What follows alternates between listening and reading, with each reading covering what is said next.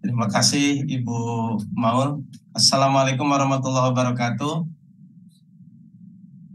Alhamdulillahirrahmanirrahim. Selamat siang, salam sejahtera, salam sehat untuk kita semuanya, sahabat sekolah dasar. Alhamdulillah. Terima kasih saya sampaikan kepada semua pihak. Saya dari SDT Krida Nusantara akan berbagi pengalaman apa yang telah dilakukan di SD Terpadu Krida Nusantara mengenai praktek manajemen kebersihan menstruasi. Ini mungkin salah satunya adalah sebuah kerjasama apik antara guru, orang tua, lalu pimpinan kami ada yayasan, ada dinas pendidikan, lalu sama puskesmas juga. Ini menjadi sebuah keterpaduan sehingga sinergi mengawal anak-anak atau murid-murid agar mereka nyaman untuk belajar di sekolah walaupun dalam keadaan datang bulan atau menstruasi. Di sini pasti perannya dari puskesmas, dari dinas kesehatan lumayan cukup besar juga, bagaimana memberikan stimulus kepada murid-murid sehingga kami Bapak Ibu guru bisa berperan lebih besar juga dalam mendidik dan membina anak-anak, karena kami bagian terdekat dengan anak-anak gitu ya. Kebetulan di sekolah kami di SD Terpadu Krida Nusantara ini belajarnya dari mulai setengah 8 pagi sampai pukul 3 sore. Kita full day school, sehingga mau tidak mau seneng gak seneng anak-anak itu bersama kita, yang memang kita harus bina, harus jaga, di mana amanahnya itu dari orang tua dalam keadaan sehat, maka pulang juga harus dalam keadaan sehat. Artinya di sini keilmuan, komunikasi antara kami dengan orang tua harus benar-benar berjalan dengan baik. Bapak Ibu semuanya, mengenai sadar manajemen kesehatan menstruasi ini, kami dari SD Terpadu Krida Nusantara ini tidak simsalabim dalam membentuk ini. Ini ada proses yang luar biasa. Jadi kami mengikuti yang namanya bagaimana membentuk kesadaran sekolah hijau. Sekolah hijau berbunga, bagaimana anak cinta dulu pada sebuah lingkungan. Lalu ada Nestle Healthy Kids, kami mengikuti Adiwiyata Nasional, lalu sekolah sehat atau kita kenalnya dengan UKS gitu ya. Lalu ada sekolah religius, bagaimana kita membentuk sekolah literasi. Nah, dari semua poin-poin itu rupanya membentuk gitu ya sampai pada sebuah karakter.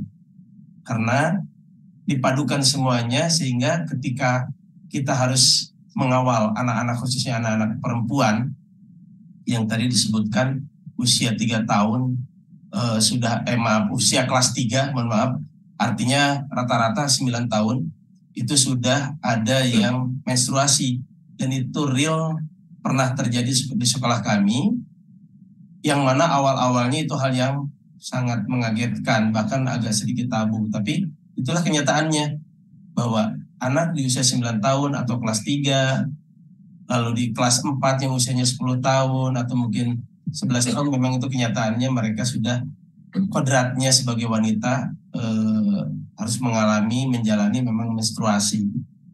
Bapak Ibu yang saya hormati,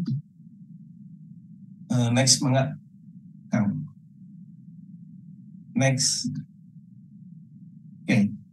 Ini saya sampaikan, sekolah merupakan tempat yang nyaman dan aman bagi anak dalam beraktivitas. Ini salah satu poin yang penting, di mana kami sebutkan sekolah itu harus menjadi tempat yang nyaman, karena sekolah itu adalah rumah kedua bagi anak-anak setelah rumah mereka bersama ayah ibu. Kalau ayah ibu adalah ayah ibu genetik mereka, darah dagingnya adalah ayah ibu, dan kami sebagai bapak ibu guru adalah genetik keilmuan, sehingga anak-anak harus kita bina, kita jaga. Makanya kami selalu menyambut anak-anak dengan istilah kami itu welcome to school. Ini anak-anak usia 6 sampai 12 tahun. yang betul-betul mereka anak-anak usia bermain, usia pembentukan pondasi karakter, gitu ya. Sehingga sangat penting jika kami harus membuat sekolah ini nyaman, aman bagi anak-anak untuk beraktivitas. Next. Oke, kita lanjutkan. Yang namanya sekolah haruslah ada fasilitas. Ini wajib. Mau seperti apapun, sekolah harus memiliki UKS. Lalu sekolah memiliki perpustakaan untuk penambahan keilmuan, memiliki lapangan olahraga, ada jamban juga, ada tempat mereka bermain. Hal ini sesuatu yang memang seperti hal yang biasa. Tapi ini amat penting bagi murid-murid kita, khususnya murid-murid kami, dalam pembinaan karakter, khususnya dalam manajemen kebersihan menstruasi ini. Sehingga khususnya di UKS, kami mempersiapkan berbagai fasilitas dari mulai obat-obatan ringan, yang memang sesuai dengan rekomendasi dari dokter, lalu kita juga siapkan pembalut, ada kayu putih, dan lain sebagainya. Itu mungkin hal yang penting. Lalu anak diedukasi secara keilmuan, baik di perpustakaan ataupun di tempat yang lain, dan aktivitas anak-anak untuk agar anak-anak tidak melakukan sebuah perundungan, maka kita berikan fasilitas anak-anak untuk olahraga, untuk bermain yang memang bermain yang edukasi. Lanjut, next. Nah, di sini manajemen kebersihan menstruasi merupakan pengelolaan kebersihan dan kesehatan di saat perempuan mengalami menstruasi, menggunakan pembalut yang bersih dan diganti sesering mungkin selama periode menstruasi. Bapak Ibu, sahabat sekolah dasar, hal ini memang untuk kami sebagai guru SD sesuatu yang tidak mudah ketika kami menemukan sebuah laporan bahwa murid kami sudah istilahnya datang bulan atau menstruasi pada usia yang memang mungkin dulu tidak lazim, gitu ya. Rata-rata dulu mungkin kelas 6 atau kelas 5, sekarang kelas 3 sudah mulai ada yang menstruasi. Disinilah kami memberikan sebuah peranan penting agar anak-anak yang mengalami menstruasi itu dia tetap percaya diri, menerima kodratnya sebagai wanita. Next. Okay.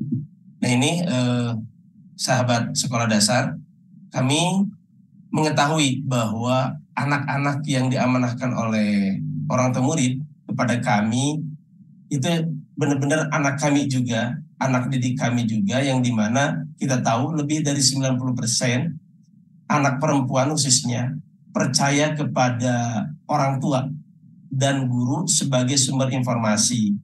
Karenanya orang tua dan guru penting untuk memahami informasi mengenai menstruasi dan dapat mengkomunikasikannya kepada anak perempuannya.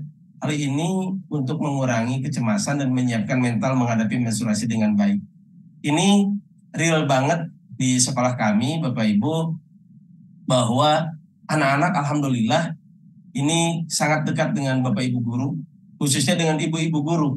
Apalagi anak-anak perempuan yang memang yang usianya rata-rata, yang memang udah menstruasi itu usia kelas 5 dan kelas 6, itu rata-rata. Banyaknya kelas 5 dan kelas 6. Kami sering mengetahui mereka itu ketika sholat zuhur.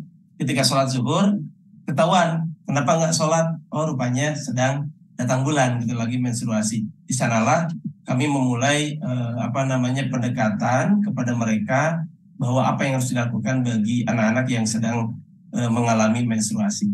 Next. Oke. Di sini Bapak Ibu sahabat sekolah dasar, peran guru di sekolah khususnya di SD Terpadu Krida Nusantara, satu, menyampaikan informasi kebersihan menstruasi melalui keputrian.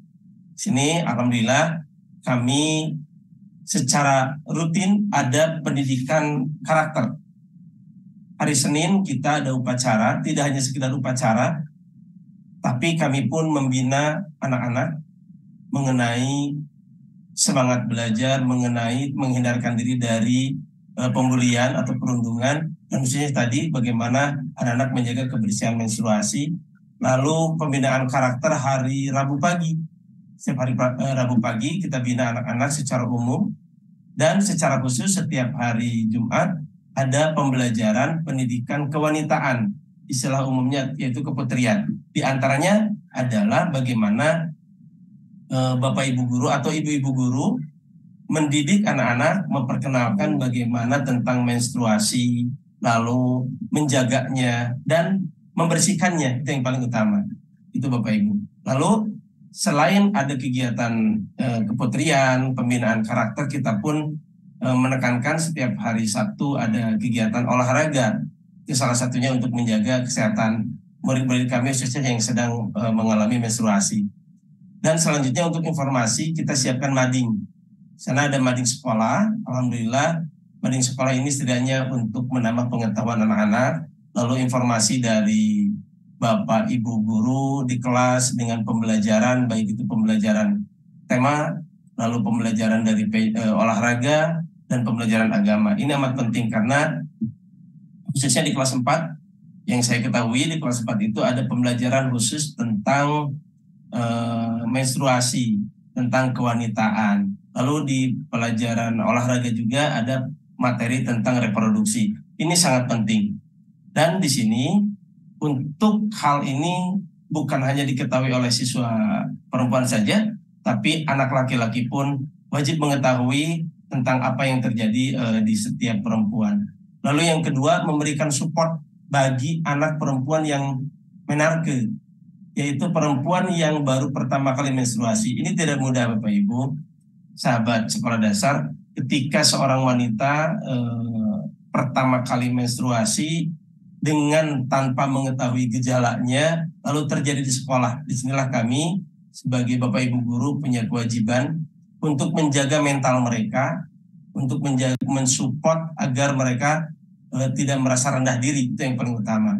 Lalu yang ketiga, mendata jumlah anak perempuan yang telah menstruasi untuk melihat perkembangan kesehatan dan penyediaan pembalut, itu penting juga.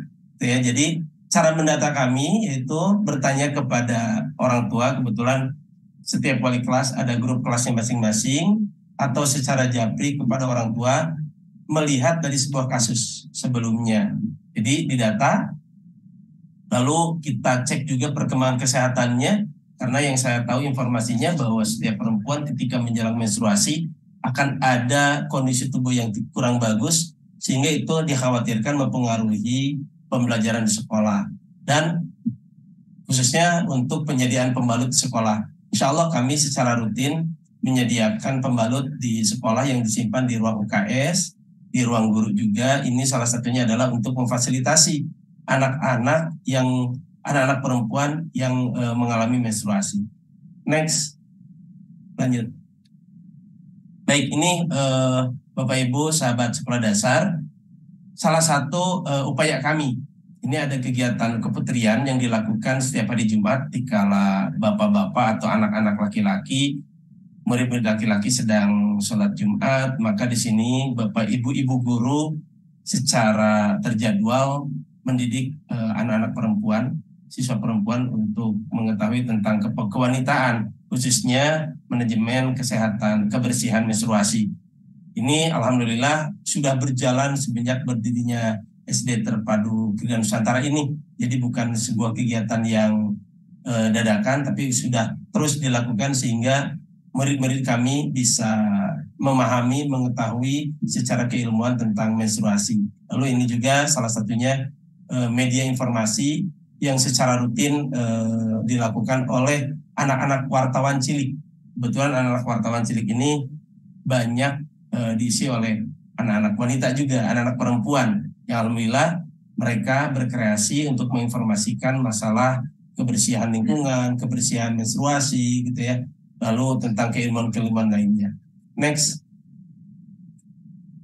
Baik, ini yang paling salah satu keutamaan juga, kita pun menjaga, kita pun mendidik anak-anak bagaimana belajar mencuci tangan, gitu ya, agar mereka tetap menjaga kebersihan lingkungannya dan tahu cara menjaga kebersihan masa menstruasi.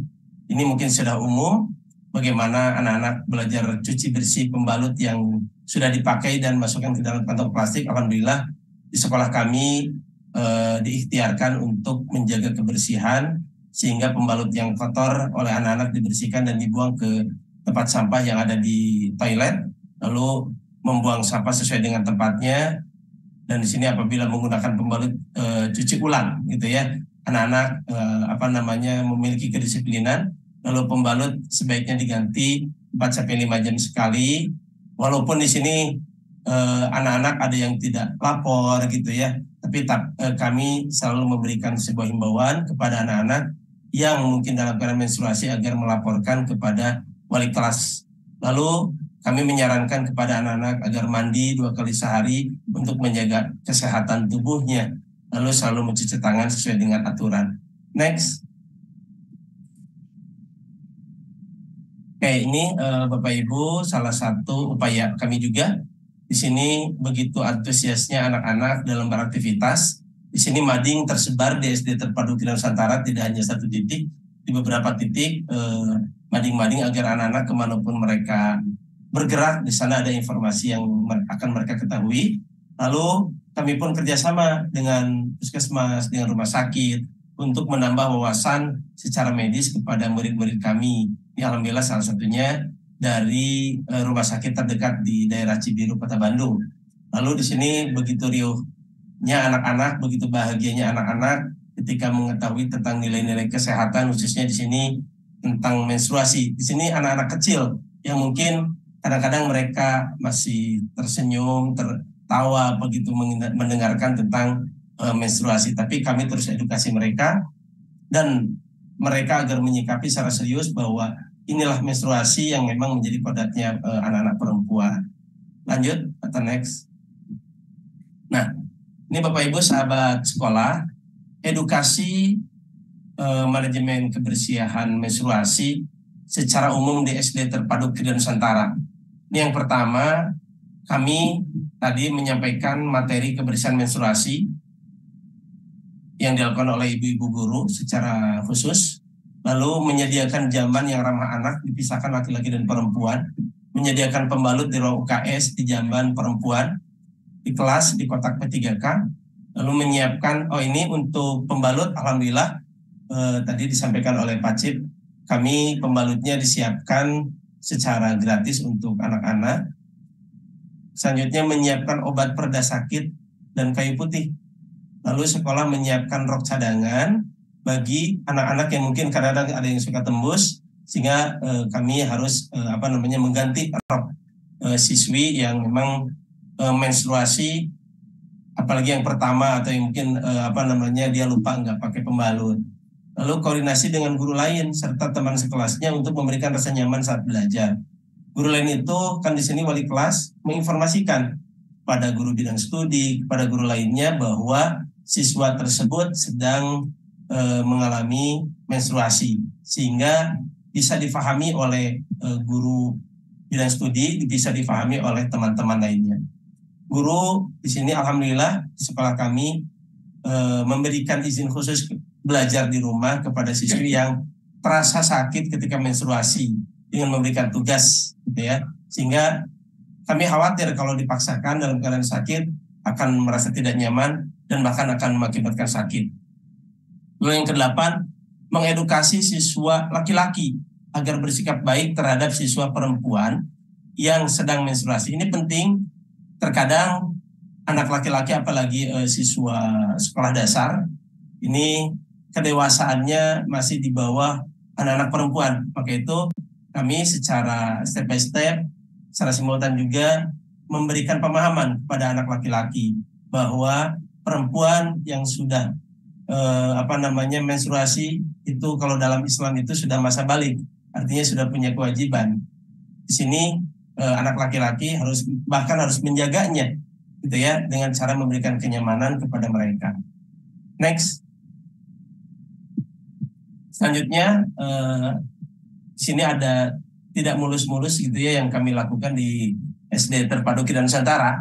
Ada tantangan yang kami hadapi dalam mewujudkan kebersihan menstruasi. Di sini tantangan yang pertama, sikap siswa perempuan masih ada yang kurang terbuka kalau dirinya akan mengalami menstruasi dan sedang menstruasi. Disinilah kami makanya pertama mulai wanti-wanti begitu di usia kelas 3, karena sudah teralami ada anak kelas 3 di usia 9 tahun atau mungkin 10 tahun sudah datang bulan. Itu sini kami terus menginformasikan kepada anak-anak dengan harapan tidak lagi kecolongan ada siswi atau anak perempuan yang memang menstruasi tidak memberitahu kepada Bapak Ibu guru gitu ya.